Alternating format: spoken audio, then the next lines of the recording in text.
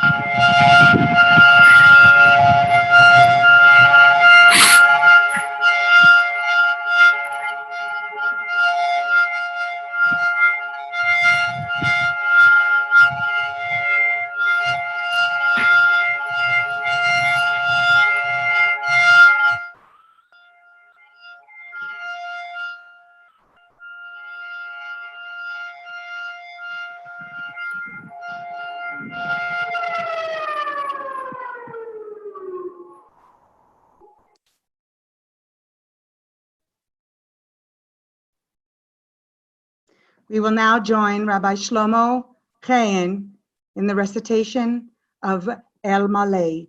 Please remain standing and join us for the candle lighting ceremony, followed by Kaddish.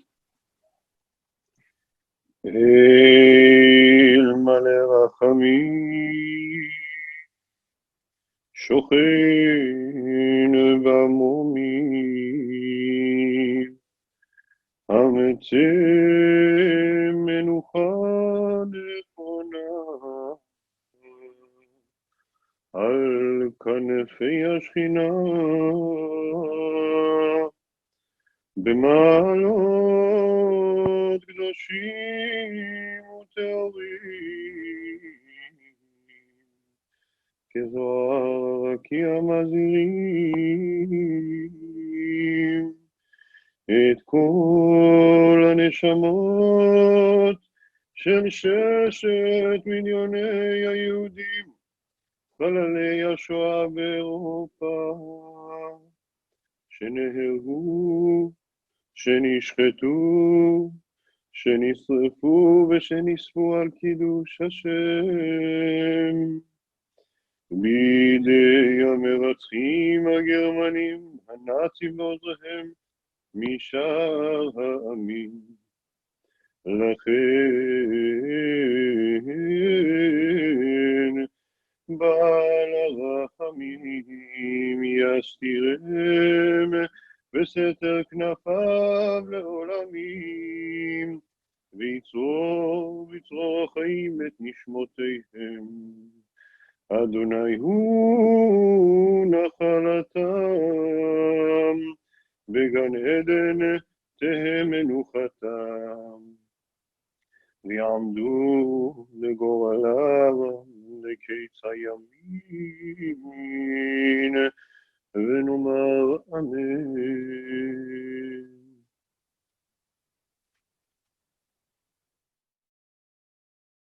Please join me in reciting the Kaddish, the memorial prayer, in the merit of the 6 million who were killed. They stand, say along with me. Yitgadal v'yitgadash shemei Rabbah, v'alma divrach cherutei v'amlech malchutei, v'chayechon u'v'yomechon u'v'chaye dechol beit Yisrael, ba'agala u'v'zman kariv v'rmo amen. Yehei shmei Rabbah mevarach le'olam ulmei almaya, v'rach yishtabach v'yitpa'ar v'yitchomam v'yitnasei, v'yitadar v'yitaleh v'yitalal, Shmei de Kudasha Brechu, Leila min kol be'achata v'shirata, tush b'chata v'nechemata, Dameram me'alma v'mu amen. Yaseh shalom b'mormav, hu yaseh shalom aleinu, v'al kol Yisrael v'imru amen. It is the voice of the witness that calls out to us.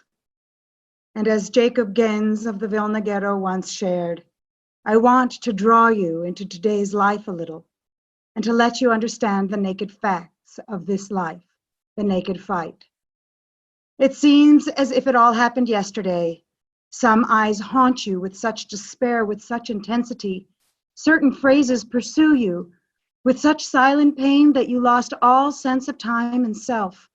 You stand with one foot on the threshold of the Holocaust kingdom, see the burning clouds obliterate towns and cities, families and whole communities like tombstones of smoke, far, far away, high above, reaching all the way to the heavenly seat.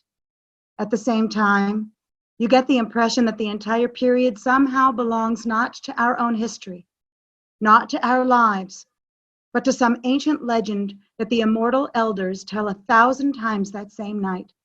Something prevents belief. You are unwilling to accept that humanity once spawned so many murderers, that it remains silent at the time that so desperately needed screams of resistance.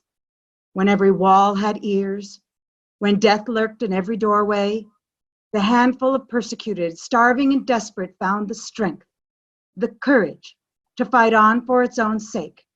One might think the harsh decrees would turn the Jews into animals.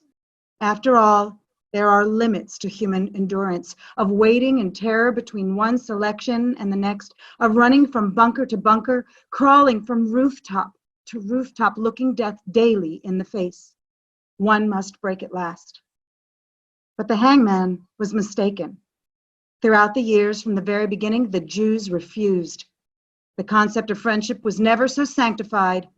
One wonders at the heroism of the fidelity of friends, just as one wonders at the heroism of the resistance fighters. Oh, there were exceptions, but they were a small minority. The isolated Jews in their various corners did not become a jungle. They sought ways to help each other, to encourage each other, to look out for one another, to make sacrifices so as to prolong life or the fleeting moments of humanness they so needed to sustain their inner selves. You read their words and you hear their footsteps, the heavy footsteps of the old, the tiny footsteps of the children. When you read that those that were saved after every attempt, after every roundup, felt guilty, you yourself are overwhelmed by the same feeling of guilt. Why them and not others? Why them and not me? Elie Wiesel, On Both Sides of the Wall.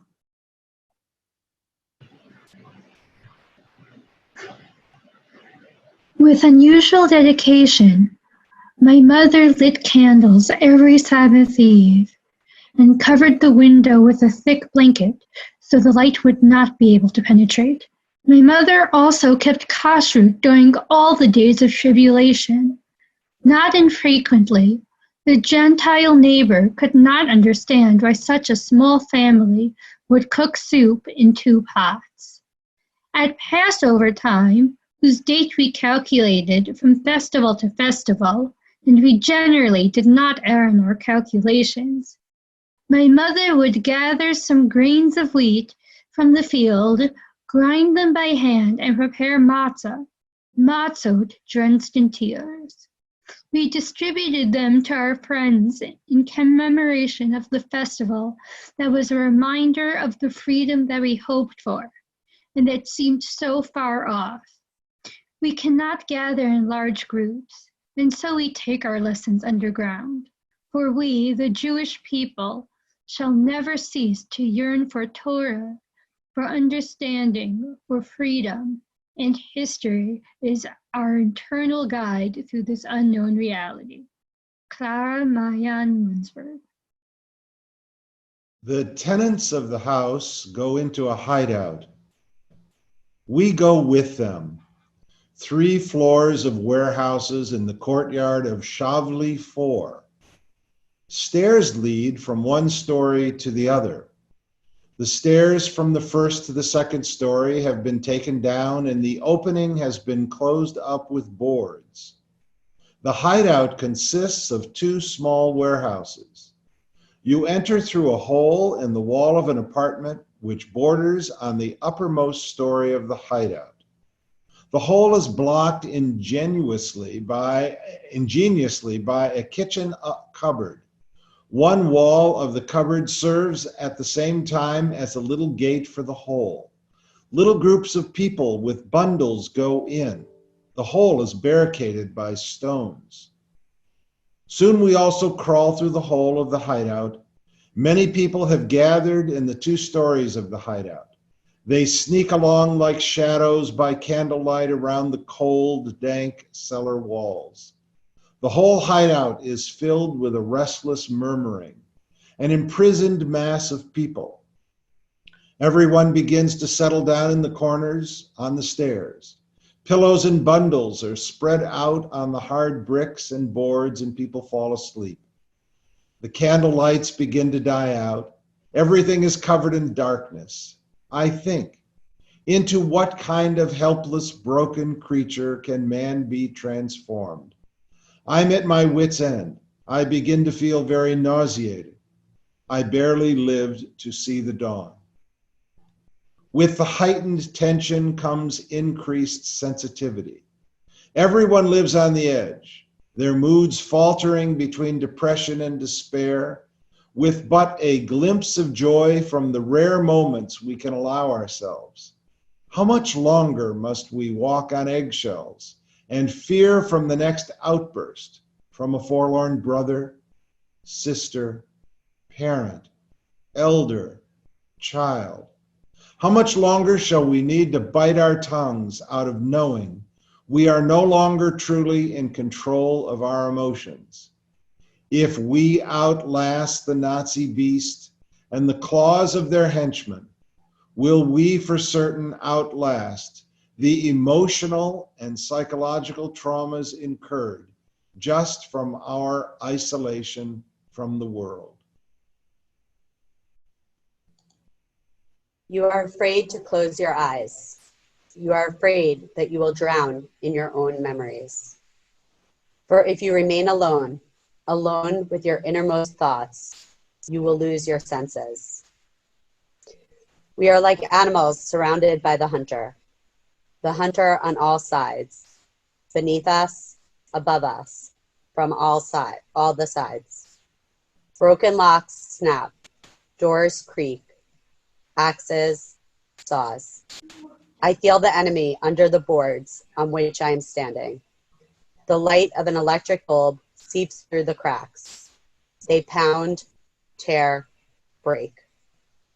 Soon the attack is heard from another side. Suddenly, somewhere upstairs, a child bursts into tears. A desperate groan breaks forth from everyone's lips. We are lost. A desperate attempt to shove sugar into a child's mouth is of no avail. They sop up the child's mouth with pillows. The mother of the child is weeping. People shout in wild terror that the child should be strangled. The child is shouting more loudly. The Lithuanians are pounding more strongly against the walls. However, slowly, everything calmed down on itself. We understand that they have left. Later, we heard a voice from the other side of the hideout. My heart beats with such joy. I've remained alive another day. Yitzhak Berdashevsky, Vilna Ghetto.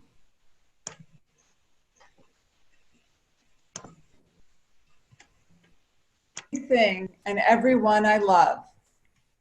Right as the doors and gates of the world slam shut, I cannot return to the safe arms of Mother and her comforting words, or hear the wisdom of Father, who I know could help me navigate and understand this human calamity unfolding before our eyes.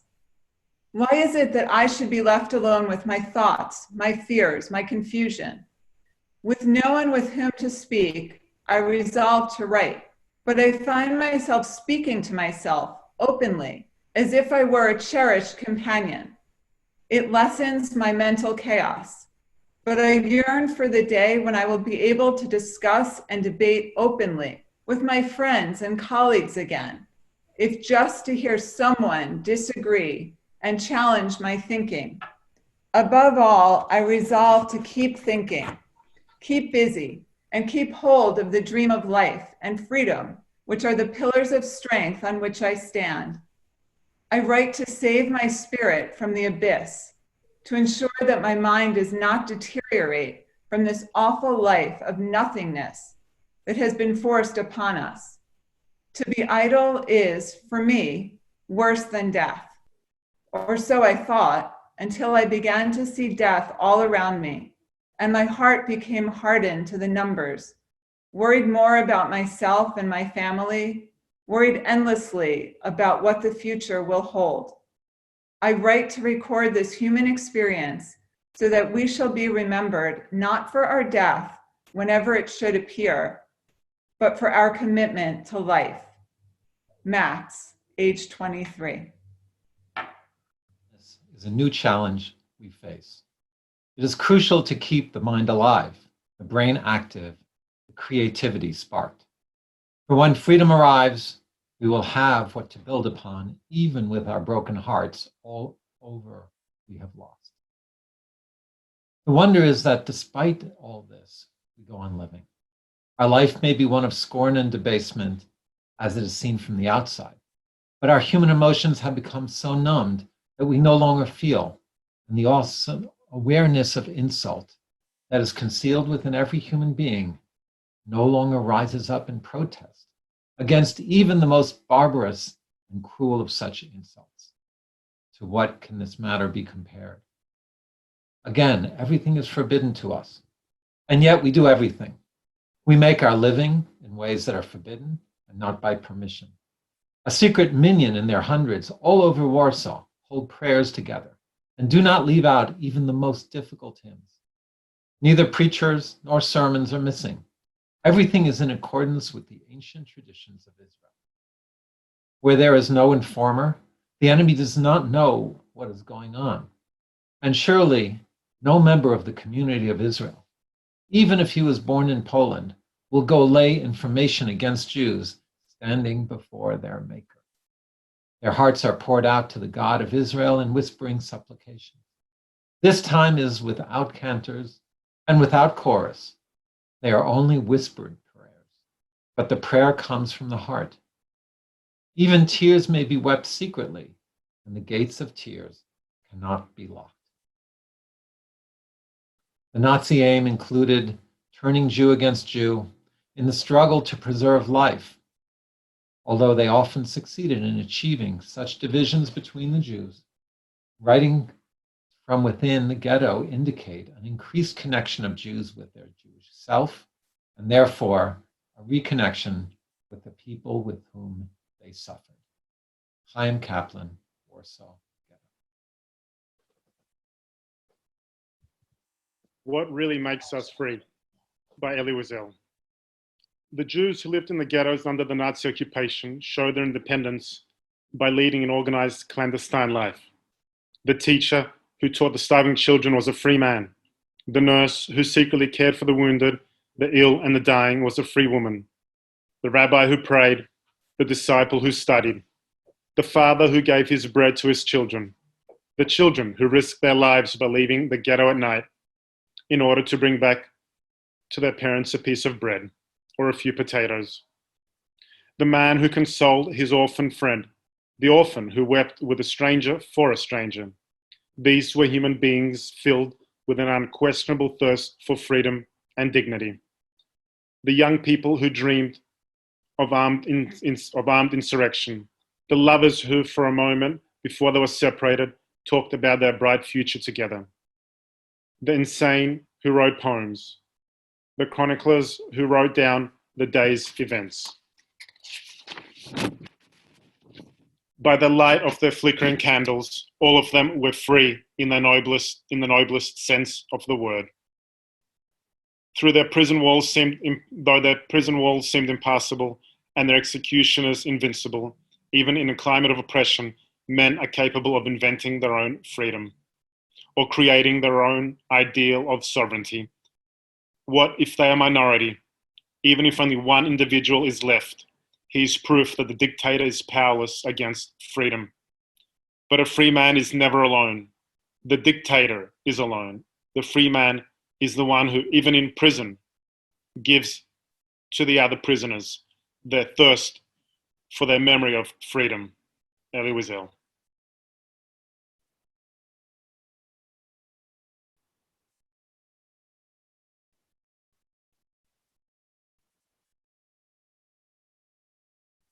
אני מאמין באמונה שלמה בביאת המשיח אני מאמין, אני מאמין באמונה שלמה בביאת המשיח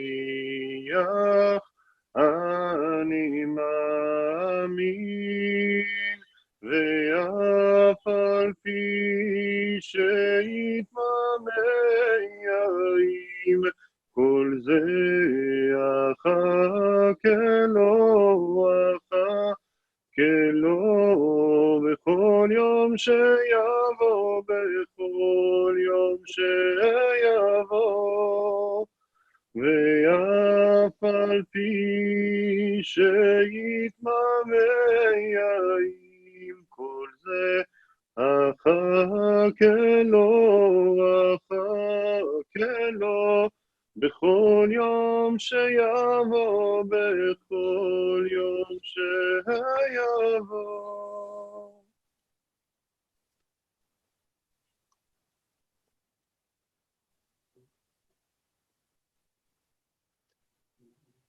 So, I want to share a few short words about my Safta. Every year at our ceremony, we get to learn something new that we can bring into our lives from what happened.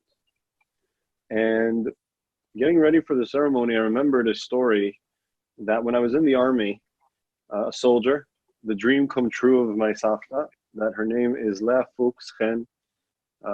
She's the only survivor from her family. She passed away 3 years ago. She lived in Nojvaroj on the border between Romania and Hungary. And Baruch Hashem, after she passed away, she left her 3 children, her 13 grandchildren, and over 60 great-grandchildren that she got to see in her lifetime. And it's very meaningful because as I started, when I was in the army, there's that point where it becomes tough. Basic training becomes tough. Advanced training is even tougher. And I remember that I came to visit her in my uniform just because I knew it made her so proud. Every single time she saw me in uniform, she would like say Shecheyanu, say a blessing or something, because it was her dream come true. She kept on saying always that if someone would come to her in the camps and say to her, "Oh, Leah, you're going to have a grandson called Shlomo Chen, and he's going to be in the paratroopers in the IDF, Israeli Defense Force, in the state of Israel," she said, I wouldn't believe him. I would think I'm going crazy. So I always used to come visit her with my uniform. And one time when I came, I was in a bad mood because something happened in the army and it was just really tough. And I turned to her and I said, Safta, and she asked me, how you're doing? She made me the cake that I like the most. And she gave me her famous apple juice. And then she turned to me and she said, what's up? And I said, you know, it's the army, it's tough. They work us hard. They don't let us sleep and all that.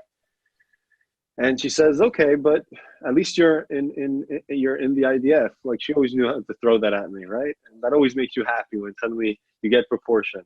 But then she said, I want to tell you a story. And her stories were always had meaning to them. So I said, okay, Safta. She says, I had a very close friend that I'm not going to say her name right now, but she was a very famous poet in Israel, a very famous songwriter in Israel. She said she used to always, because my Safta, if I had now an hour and a half, I would share her whole history and what she did when she came to Israel. But when she came to Israel with my Saba, they were some of the first settlers of the land. They started the first settlement called Sabastia. My Saba, that was a professor in Ichilov Hospital, he was in charge of cleaning the toilets. My Safta was the cook. So they were really people, salt of the earth. And my Safta says that she got very close to this poet, to this songwriter, over the years, because the songwriter used to come and do concerts for the settlers of the land to make them upbeat. When the soldiers that were in the area were sad, she would also come and do all kinds of poems and sing them songs. And this famous songwriter always used to ask her, how are you always happy, Leachen? Like, how do you do that? You went through hell. You went through the Holocaust and then through Independence War, and you're always happy. You're raising your kids with happiness. You do everything with fire and with enthusiasm, and you're always happy. How are you so happy? And my Safta always used to turn, she says to me, I always used to turn to her and say, look, my Saba was a very big Rav in Nojvaroj. He had a big Beit Midrash, and he always used to tell me, Lale, you have to, modim ala ra'a keshem shemodim ala tova. You always have to bless the bad like you bless the good. You always have to take it because there's always a bigger plan. And she always used to repeat that to her. Eventually, one time, this very famous singer and songwriter turned to her and called her on the phone and said, Leah, I have devastating news. My daughter was killed in a car accident. And she starts crying to my Safta, and she listens very carefully. And then Safta Leah turns to her again and says, you know, as my Saba always used to say, you have to say thank you for the bad as you say thank you for the good. And she says that was the last she heard from her. A few months went by and she didn't hear anything. She tried calling, she wouldn't answer. Eventually she gets another phone call 3 or 4 months later. And this songwriter turns to her and says, I want you to know that tomorrow a song is going out to the radio. And I want you to know that it was inspired by you. And the next day on the radio, my Safta heard the song Ala Dvash ve'ala Oketz, Ala Mal ve'amatok, on the sweet and on the bitter, and basically blessing Hashem that He should always bless us in everything. And my Safta always she ended the story with, you understand? Anything that happens to you, you always have to bless the good, the bad with the good, because you never know what good will come out of it. You never know what the great things that will come out of it. Of course, the famous songwriter is Naomi Shemer, if whoever knows. If not, you can Google it on Wikipedia. But all of us, especially in this time, are going through bad times, some better, some worse. Some do it alone, some do it with family, some do it all over the world. But we have to see how much we have, and that we're healthy, and that we have our hands and legs and feet and eyes and our health. We have to see that we have each other, and Baruch Hashem, we have our land after so many years. We're not just a dream, we're not just imagination, but we are here to stay. And so I think that if there's one night in the year that we're not allowed to complain, I think it's tonight. And that's what I want for this night, and maybe at least for another week, is to be able to bless on the bad with the good, is to see so much good even in the bad. And I hope that Be'ezrat Hashem, everyone that is here, you get inspired by what my Safta said, and always know and learn to bless on the bad as you bless on the good. And we should only see good things in our lives.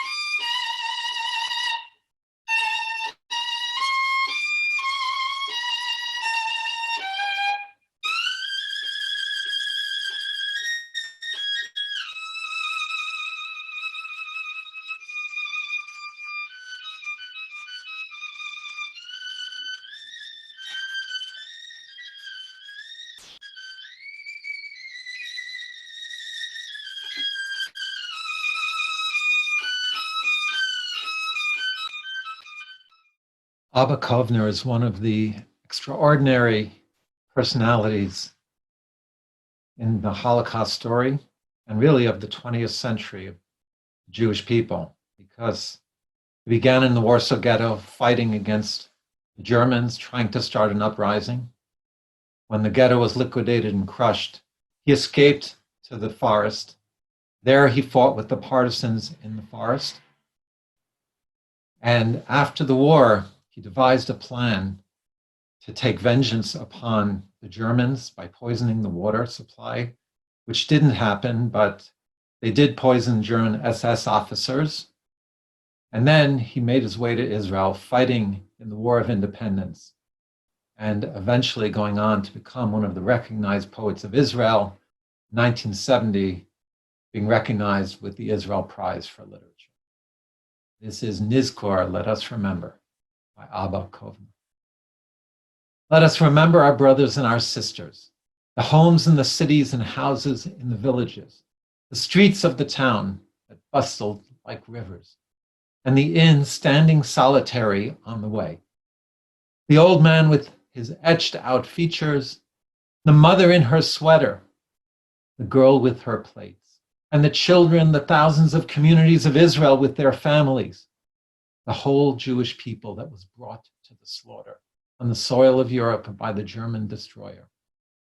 The man who screamed out suddenly and died while screaming. The woman who clutched her baby to her breast and whose arms were tumbled down. The baby whose fingers groped for her mother's nipple, which was blue and cold. The legs that sought refuge, and there was no escape. And those who clenched their hands into fists, the fist that gripped the steel that was the weapon of the vision, the despair, and the revolt. And those who with staunch hearts, and those with open eyes, and those with sacrifice themselves without being able to save others. We shall remember the day in its noon, the sun that rose over the stake of blood, the skies that stood high and silent. We shall remember the mounds of ash beneath flowering parks. Let the living remember his dead, for behold, they are here. Before us, behold, their eyes are cast around and about. So let us not rest. May our lives be worthy of the memory. And you can read the memories of Abba Kovner in his book, The Avengers, for the full story.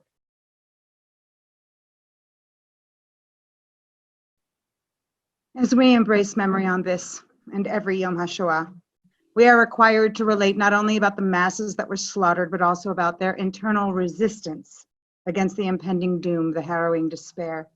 To understand the resilience of the human spirit when we are faced with how fragile human life truly is.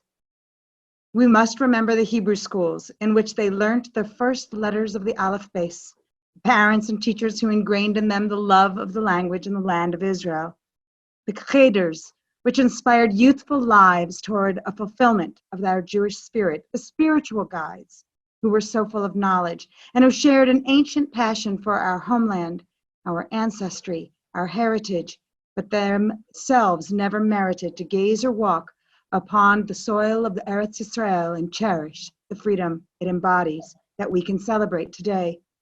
In the face of Jew hatred everywhere, denial of Jewish rights and even Jewish memory on every platform.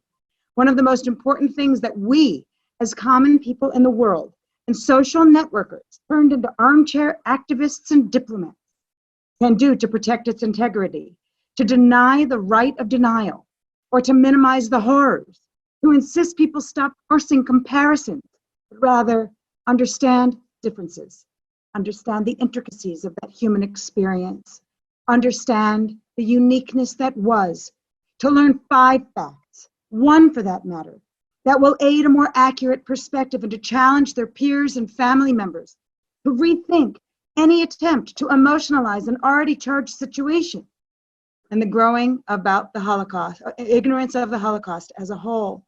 We see more and more that while many ceremonies might take place and Holocaust memory continues, our knowledge, unfortunately, wanes. It is our responsibility to carry the message to carry the truth forward. Today, we remember. Today, we may cry. We may feel pain in our hearts. We may feel our souls aching with the pain of those whose tears continue to fall from the heavens above. Today, we come together from all around the world through the virtual realm into that of memory, which is as real as we can make it become, each of us, for ourselves, for them, and for our future, and the future of Am Yisrael. This ceremony has been a collaborative effort of many different individuals and a lot of heart and passion. And we are grateful that there are so many witnesses who left behind their feelings, their words, their recollections, so that we might have a portal of entry, like today, as we explore togetherness and isolation. Inspiration from the Holocaust for today and for tomorrow. And may we carry it with us to the future as we continue to struggle to keep the memory alive, to remember the history, and to protect for the future for generations to come. We want to thank you for joining us, and we would like you to stand and join us now for the singing of Hatikva, also to be accompanied by the violin so amazingly saved from the Holocaust, and then to be followed by a very powerful and unique survivor testimony by Irving Roth. Please join me as we bring our ceremony to an end, and we hope that our memory shall never end. Please join me in Hatikva.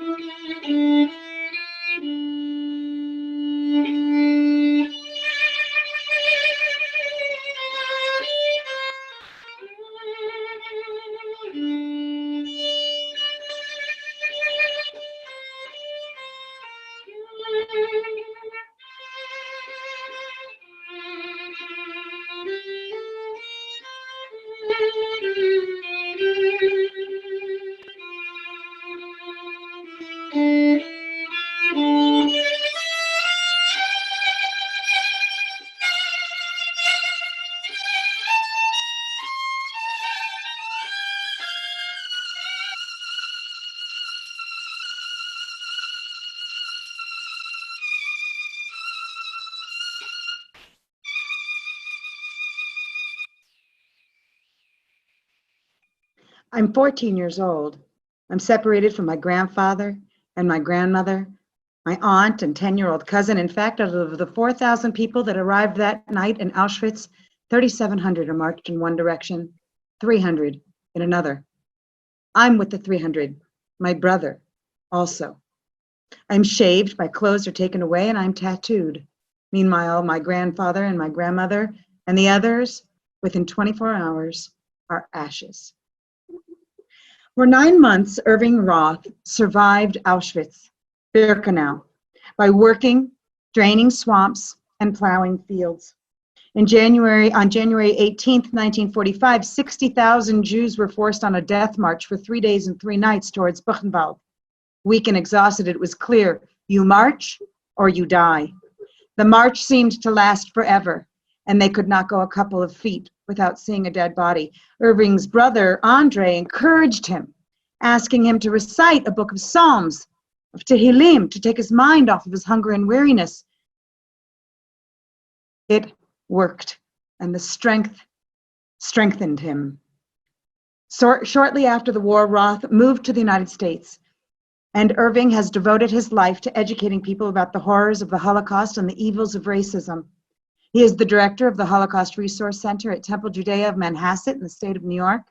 And he started an incredible Adopt-A-Survivor program where students can meet with and hear survivor stories and learn how to share them for the future.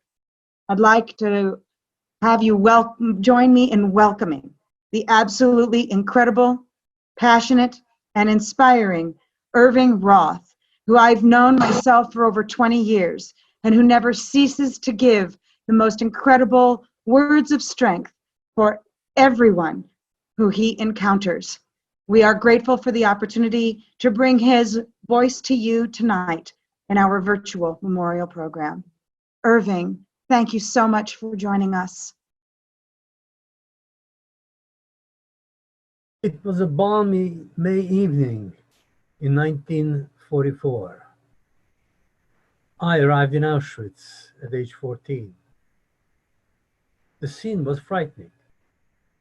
I looked around. In the distance, I saw flames coming out of chimneys. Guards screaming, "Heraus! Mach schnell, get out quickly. Take nothing with you." I was separated from my grandfather and grandmother, my aunt, my 10-year-old cousin. They went to the right. Those chimneys and those buildings. 24 hours later, all that was left of my grandfather, my grandmother, my Aunt Clara, and my cousin Edith were ashes.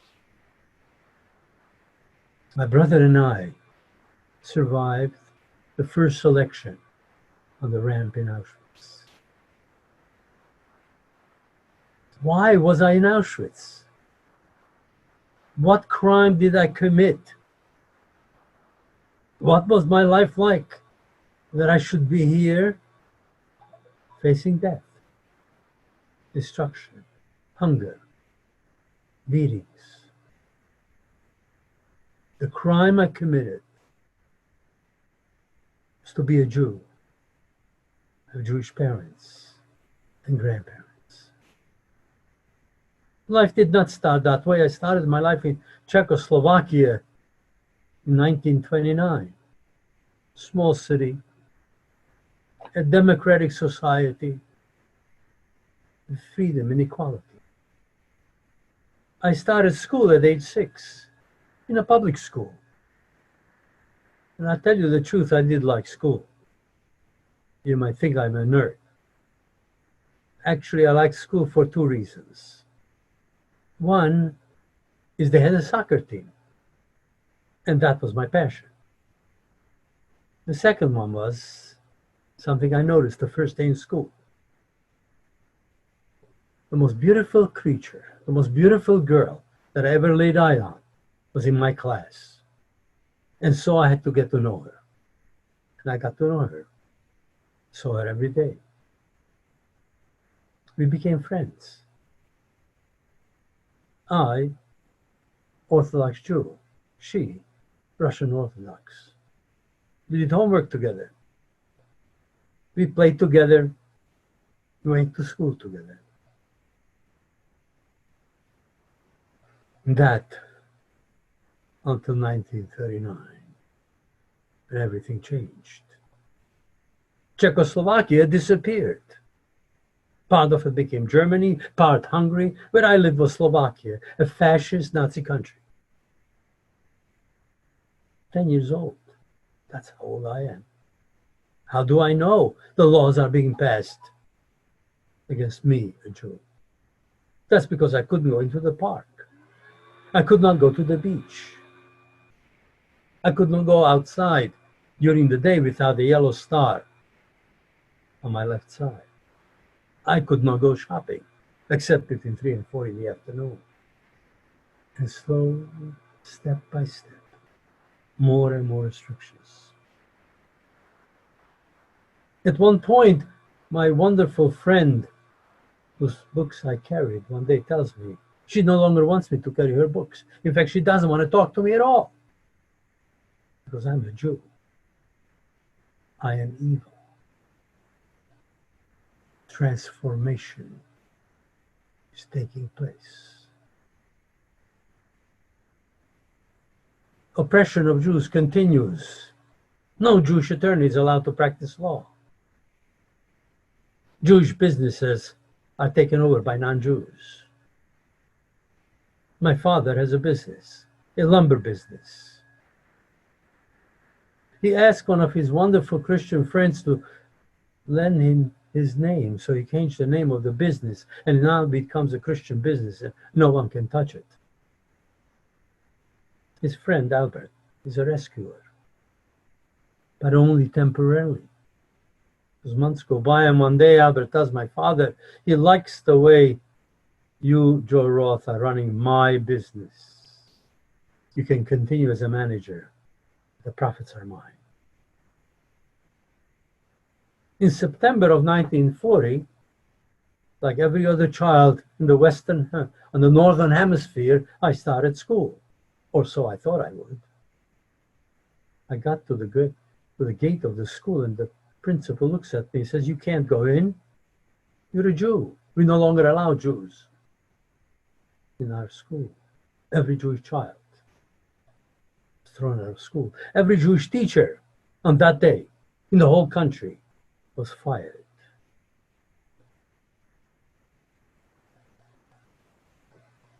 By 1941, June, Germany, Hungary, Slovakia attacked the Soviet Union, which is totally unprepared for this. And deep into the Soviet Union goes the German, Hungarian, and Slovak armies. There are Jews living, millions, in the Soviet Union. And you might think persecution would start, but it doesn't. What happens in the Soviet Union is special units of the German army, Einsatzgruppen, together with the Wehrmacht and the Hungarian helpers, come into villages and towns, march the Jews out into the forest, into the field, into ravines, and machine guns. Who are these people who are machine gunning? Jews, by the thousands, ordinary men, God-fearing, by their standards moral, are murdering men, women, and children. We can't believe that. But the rate of murder is too slow for the Nazi regime. And so in 1942, January 20th, the convened a conference. The fate of the Jews of Europe is sealed. And they built death camps, bringing the Jews from all over Europe to these 6 death camps where mass murder will take place, using gas as the weapon. Crematoria, to convert Jewish bodies into ashes, so that nothing will be left of the Jewish people of Europe except ashes. And so in the summer of 1942, on a Friday night, in the middle of the night, the police, members of the Nazi Party, and soldiers gathered the Jews of my town, 1,800 of the 2,000, into the synagogue. No one needs the synagogue, except Jews, of course. 36 hours later, they marched to the train station into Catholic cars. They're gone.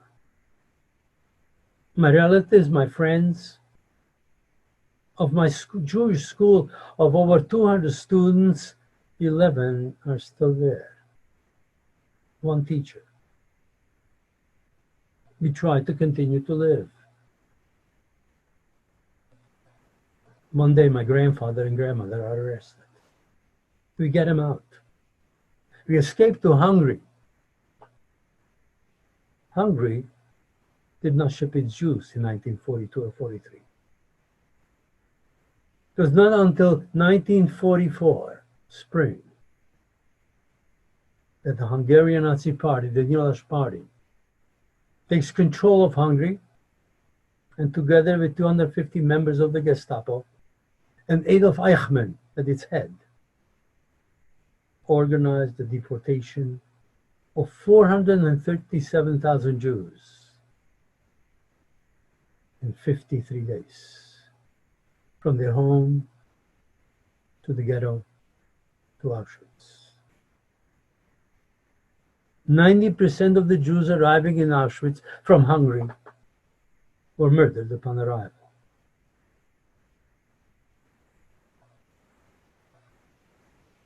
I survived that first selection, as I told you. My brother did.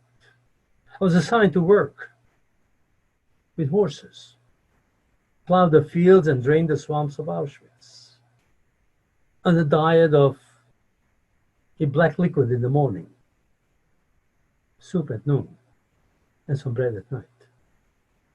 Hungry, tired, but I continued. Encouraged by my brother, some nights as we came back from work, we were marched directly to take a shower, under guard, of course. But before we got into the shower, after we got undressed, marching naked a few yards, a doctor would look at you naked and determine if you should continue to live.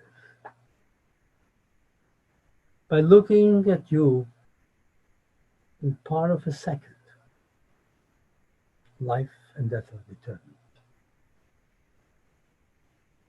My brother and I were fortunate. We passed the inspection. We survived Auschwitz. And so by January of 1945, the Russian army is getting closer. 18th of January. 60,000 Jews and some non-Jews were marched out of Auschwitz. Of a total of about 1.2 million that came to Auschwitz, 60,000 were barely alive. You marched or you died. I was exhausted. I was tired, I was hungry, I was cold. I'm complaining to my brother. He turns to me, he says, Irv, do not think so much of the physical comforts of life. Think of something more esoteric. Say a psalm. He knew them by heart. And so I repeated the psalms as we marched. Finally, we arrived in Buchenwald, the concentration camp, built for 5,000 people in 1937. First just political prisoners, but eventually Jews. Now there were 60,000 people there. The rations amounted to some soup or a boiled potato every second day. My brother was taken away. Never saw him again. I tried to survive. Time goes on, and by 10th of April, most of the Jews of the 60,000 of Buchenwald are gone. A third is still there on that day. I too am found, hiding within a building, in a crawl space, standing in front of the gate, knowing full well that once I am out of those gates, I will not survive. I could hardly drag myself. I was down to 80 pounds or thereabouts. And that day, that morning, by 11 o'clock in the morning, as the guards were ready to march us out on a death march, the siren went off. A miracle. American airplanes were overhead, bombing the city of Weimar, a bare 4 or 5 miles away, all day. And I survived another day. By next morning, 11 o'clock or 12 o'clock, suddenly there were no guards, not inside the camp and not outside the camp. And 3 o'clock in the afternoon, April 11th, 1945, 2 American soldiers walked into our barracks. The Messiah just arrived. No one wants to kill me anymore. All they want to do is feed me. I'm going to reach my 16th birthday. But how? The American tried to feed us. They give us everything we need. I gain weight. My hair grows. I have new clothing. But I'm alone in the middle of Germany. What shall I do? I decide to go back to the village where I was taken and see maybe someone, an uncle, a cousin, maybe luckily my parents or my brother will be there. Maybe somebody in the family will be alive. And so with the help of the American army, the train, the marching, the walking, taking a ferry across rivers, marching around tunnels that were blown up, I come to the village. First person I see, a farmer with a horse and wagon. I tell him, anybody in the Roth family survived? Did they come back? Yes, he says, nonchalantly. Where? I run over, I open the door, in the middle of the kitchen sits my mother. I say, hi, Mom. She practically faints because she can't catch her breath. My parents survived in Budapest. Before the Jews of Budapest were taken, one day my father goes into a coma. He's in a hospital, a Christian hospital, taken care of by Christian doctors and nurses.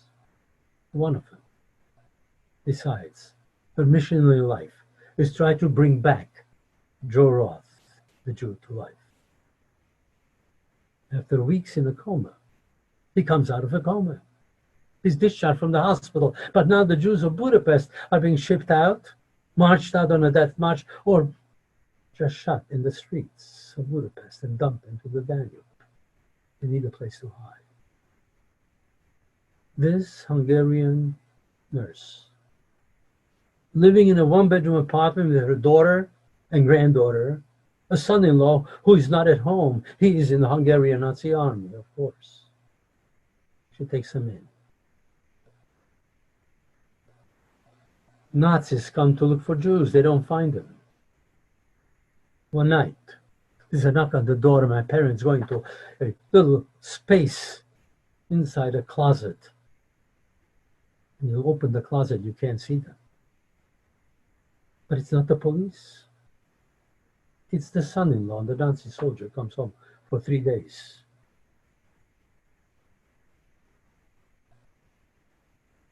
The wife explains to him about these two people, very distant relatives. So she said, are living with us, but you mustn't tell anybody, because if you do, they'll be shot. This Nazi soldier never betrays my parents. Yad Vashem, there are 27,000 trees. Next to each tree, a name of a Christian who saved the Jew. Some Jews survived in camps, have no place to go. The gates of the world are not open to the Jews. Israel doesn't exist. It is now still under British control. What do? We can't stay there because Jews are being shot after the war. Because after all, they came back. And somebody's taken their job, their businesses, somebody's taken their homes. They don't want them there. We managed to go to America, but most Jews can't. They can't go because there is no place. The gates of the world are still closed. In 1945, 46, 47, there is no Jewish home. There is no home for the Jews in the world. The UN acknowledges the fact that the Jews must have a home. And so in 1948, May 14, the Jewish state is established. The Jewish problem, the Jewish question will be solved. So said Theodor Herzl, once the Jewish state exists. Unfortunately, there are those who did not want that. On the day the Jewish state was born, they were attacked by 5 Arab armies. Miraculously, the state survives. Many are dead. Some of those who lived through the Shoah are dead, defending Israel, defending the Jewish people. It is now 3/4 of a century since the flames of Auschwitz were extinguished. It is many years, decades, since the establishment of Israel. And the Jewish people are still being persecuted. Not a day goes by that something is not happening someplace in the world. Anti-Semitism is back in full force. Here are the people of Israel living in a democracy, being accused of every possible evil that you can imagine. In fact, today, there are those throughout the world who are blaming the Jewish people for the epidemic of coronavirus. It's the same blood libel that was invented in the 11th century by the British Empire. There are countries in the Middle East today whose singular objective, whose singular agenda is the destruction of the Jewish people. We cannot let that happen.